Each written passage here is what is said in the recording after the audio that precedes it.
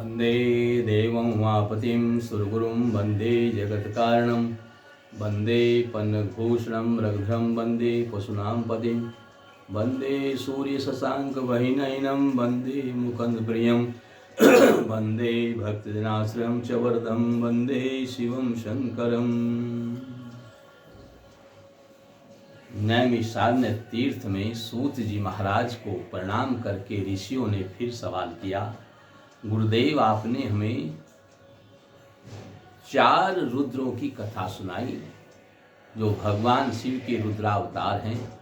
4 रुद्रावतार की कथा आप हमें श्रवण करा चुके हैं। अब हम 5वां रुद्रावतार जो भर्ग नाम से विख्यात है, हम उसे श्रवण करना चाहते हैं, क्योंकि इनके श्रवण करने से भय का नामो निशान नहीं रहता। जो भर्ग रुद्रावतार की कथा को श्रवण करता है उसको संसार में कभी किसी भी प्रकार का कोई भय नहीं रहता है, वह भय रहित हो जाता है। उसके अलावा हम आपसे भगवान शिव ने यतिनाथ रूप धारण किया और उन्होंने हंस नामक अवतार भी लिया, ऐसा हमने श्रवण किया है। इसलिए आप कृपा करके आप भगवान शिव के इन अवतारों की कथा भी हमें श्रवण कराइए, क्योंकि इसके श्रवण करने से समस्त कलेशों का नाश होता है और भगवत प्राप्ति होकर के शिवलोक प्राप्त होता है। अतः आप हमें कृपा करके इस कथा के बारे में श्रवण कराइए। ऋषियों की बात सुनकर के सूत जी बड़े प्रसन्न हुए और बोले, आपने बड़ा सुंदर प्रश्न किया है, जो लोक कल्याण के लिए ही, क्योंकि ये भय का नाश करने वाला अवतार है और लोक कल्याण के लिए आपने बड़ा सुंदर प्रश्न किया है। मैं आपको जरूर सुनाऊंगा और भी ध्यान मग्न होकर के सुनिए। सूत जी महाराज बोले, ऋषियों, चंद्रावतंसो जटिल स्त्रिनेत्रो भस्म पांडरः हृदय सदा भूयाद भर्गो भय विनाशनः। चंद्रभूषण जटाधारी, जटाओं को धारण करने वाले और 3 नेत्रों वाले और भस्म से शरीर में, शरीर तो उनका सुंदर शुद्ध सफेद श्वेत वर्ण है, लेकिन भस्म लगाने से और भी उज्जवल लग रहा है। ऐसे भस्मोज्वल और भय नाशक भर्ग सदा हमारे हृदय में निवास करें। 5वें रुद्र भगवान भर्ग को भय विनाशक कहा गया है। दुख पीड़ित संसार को शीघ्र दुख और भय से मुक्त करने वाले केवल भगवान यानी महादेव भगवान भर्ग रुद्र ही हैं। भर्ग रुद्र ज्ञान स्वरूप होने के कारण मुक्ति प्रदान करने वाले और भक्तों को भव सागर से पार करने वाले हैं। एक समय की बात है, जब समुद्र मंथन हुआ, देवता और दैत्यों ने आपस में मिलकर के समुद्र मंथन किया, तो समुद्र मंथन में सबसे पहले हलाहल विष निकला और वह हलाहल विष बड़ा ही भयंकर था। उसकी प्रचंड ज्वाला से तीनों लोकों के प्राणी त्राही त्राही माम बोल रहे थे, हमारी रक्षा करो, हमारी रक्षा करो। तीनों लोकों में इस हलाहल विष का प्रचंड वेग चल रहा था। सभी उससे बड़े पीड़ित थे, सबके प्राणों पर संकट छाया हुआ था। भगवान विष्णु भी इस विकराल भय से प्राणियों की रक्षा करने में असमर्थ रहे। अंत में सभी देवता मिलकर के भगवान विष्णु के साथ में भय विनाशक भगवान भर्ग के साथ पास में गए। जो भर्ग रुद्र हैं उनके पास में गए। भगवान भर्ग रुद्र उस समय कैलाश पर अपनी अर्धांगिनी पार्वती के साथ में बैठे हुए थे और वहां पर सभी देवताओं ने जाकर के साष्टांग प्रणाम भगवान भर्ग रुद्र को किया और साष्टांग प्रणाम करके सभी देवताओं ने प्रार्थना की, हे भगवान भर्ग रुद्र, आप हमारी रक्षा करें। भगवान भर्ग रुद्र ने कहा कि मैं आपकी क्या रक्षा करूं, क्या परेशानी, आपको क्या पीड़ा है। तब सब देवताओं ने कहा कि हम समुद्र मंथन कर रहे थे, उससे हलाहल विष निकला है, उससे तीनों लोकों के प्राणी पीड़ित हो रहे हैं, सबके प्राण संकट में आ गए हैं, सभी के प्राणों पर संकट छाया हुआ है। आप इस हलाल विष से हमारी रक्षा करें, क्योंकि स्थाणु रुद्र भी इससे हमारी रक्षा नहीं कर पा रहे हैं। देवताओं की ये बात सुन करके भगवान भर्ग रुद्र अत्यंत ही व्याकुल हुए और भगवान भर्ग ने पार्वती से कहा, हे महादेवी, इस समय हमें देवताओं की रक्षा करनी चाहिए, ये हमारा परम कर्तव्य है, क्योंकि हमारे पास ये रक्षा के लिए आए हैं। साधु पुरुष अपने प्राणों को क्षण भंगुर समझकर दूसरों की रक्षा के लिए अपना सर्वस्व अर्पण कर देते हैं। अतः इस भय से सृष्टि के प्राणियों की रक्षा करने के लिए मैं स्वयं इस कालकूट विष का पान करूंगा। ऐसा कह करके भगवान भर्ग ने इस कालकूट विष को अपने हथेली पर रख करके इसका पान कर गए और कहा कि मेरे हृदय में मेरे आत्माराम विराजमान है, इसलिए गले से हृदय से नीचे, मतलब गले से नीचे नहीं जाने दिया, हृदय तक नहीं पहुंचने दिया, मेरे आत्माराम को पीड़ा न हो जाए, इसको गले में ही रोक लिया, जिससे इनका गला यानी कंठ नीला हो गया और इनका नाम नीलकंठ पड़ गया। इस प्रकार से परोपकार के लिए, समष्टि के कल्याण के लिए, आत्म त्याग के कारण भगवान रुद्र के इस पांचवें स्वरूप का नाम भर्ग रुद्र है। विष की ज्वाला को शांत करने के लिए उन्होंने समुद्र से निकले हुए चंद्रमा को अपने मस्तक पर धारण कर लिया, जिससे कंठ में विष रुकने से उसके जो है शरीर, सिर में, दिमाग में गर्मी हो रही थी, बेचैनी हो रही थी, इसलिए उन्होंने इसमें चंद्रमा को धारण कर लिया। परोपकार के प्रतीक भगवान भर्ग रुद्र की आदि भौतिक आकाश मूर्ति आकाश लिंगम में चिदम्बरम में कावेरी नदी के तट पर स्थित है।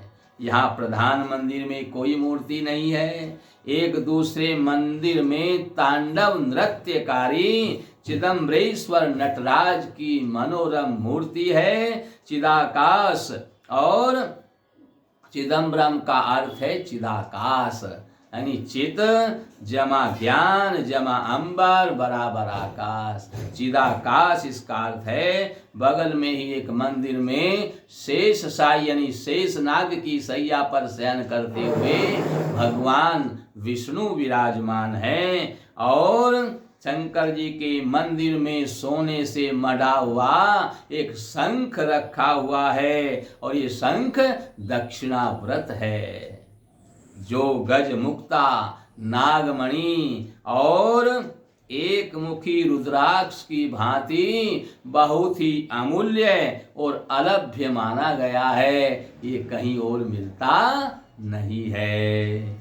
मंदिर में एक और एक पर्दा पड़ा रहता है, पर्दा उठाकर दर्शन करने पर स्वर्ण से निर्मित कुछ मालाएं दृष्टिगोचर होती हैं, कुछ मालाएं वहां पर दर्शन होता है, वे माला दिखाई देती हैं। यही भगवान रुद्र का आकाश लिंगम है। वैसे भी भगवान रुद्र का स्थान चिदाकाश कहा गया है।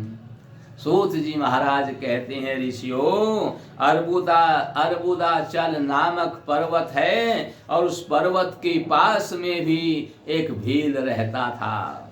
उसका नाम आहुक था, इसलिए उसकी पत्नी को आहुका कहते थे।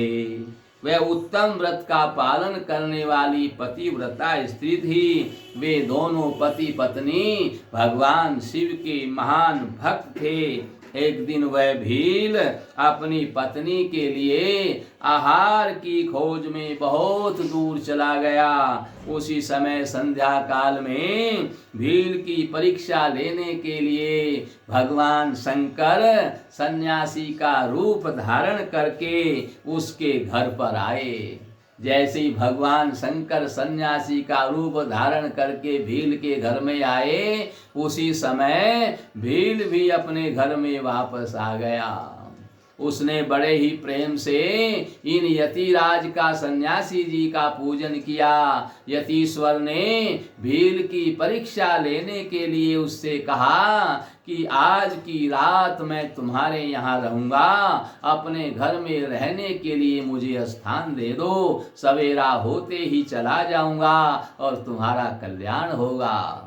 इस प्रकार से जब यति भगवान शिव जो सन्यासी बने हुए हैं, इन यति ने जब इस प्रकार कहा तो भील बोला, स्वामी जी आप ठीक कहते हैं, पर मेरे घर में 2 ही व्यक्तियों की जगह है, मैं और मेरी पत्नी, इसके अलावा मेरे घर में जगह ही नहीं है, तो फिर मैं उसमें आपको रहने के लिए कैसे कह सकता हूँ। भील की बात सुनकर यति जी महाराज जाने को तैयार हो गए। तब भील की पत्नी ने कहा, स्वामी घर पर आई हुई अतिथि को वापस भेजने से ग्रस्त धर्म की हानि होती है, अतः आप कोई चिंता न करें, मैं बाहर खड़ी होकर के अस्त्र शस्त्र लेकर के पहरा दूंगी और आप यति को घर में स्थान दे दीजिए। इस प्रकार से जब भील की पत्नी ने कहा तो भील ने कहा, तुम्हारा कल्याण हो देवी, तुमने सत्य कहा है, फिर तुम क्यों, मैं ही बाहर खड़ा होकर के पहरा दूंगा और आप लोग विश्राम कीजिए। इस प्रकार से भील ने बाहर खड़ा होकर के पहरा देना प्रारंभ कर दिया। रात्रि में वहां एक हिंसक जानवर आया और उसने यति को खा लिया। जब सवेरा हुआ, यति की पत्नी ने देखा कि मेरे पति को तो हिंसक जानवर ने खा लिया है, तो यति जी महाराज भी बड़ा दुख मानने लगे। बड़े दुखी हो गए यति जी महाराज, मेरे कारण आपके पति को हिंसक जानवर ने खा लिया, मैं रात्रि में यहाँ विश्राम न करता तो शायद तेरे पति जीवित बच जाते। इस पर भीलनी ने कहा, यति महाराज आप चिंता न करें, इसका कोई दुख न माने, विधाता की गति को कोई टाल नहीं सकता, इसमें आपका कोई दोष नहीं है। भीलराज ने अपने कर्तव्य का पालन करते हुए उन्होंने अपना बलिदान दिया है, इसलिए उनका इसमें कोई दोष नहीं है और अपने कर्तव्य पालन के लिए बलिदान करना हम सबका कर्तव्य है। ये तो धन्य हो गए, कृतार्थ हो गए जो इन्होंने अपने कर्तव्य का पालन करते हुए प्राणों का त्याग कर दिया है। मैं चिता की आग में जलकर इनका अनुसरण करूंगी, इनको पतिलोक को प्राप्त करूंगी, बस आप इतना करिए कि मेरे लिए चिता तैयार कर दीजिए। यति जी महाराज ने चिता को तैयार किया, सारी व्यवस्था कर दी। भीलनी ने अपने पातिव्रत धर्म का अनुसरण करते हुए इस चिता में प्रवेश किया।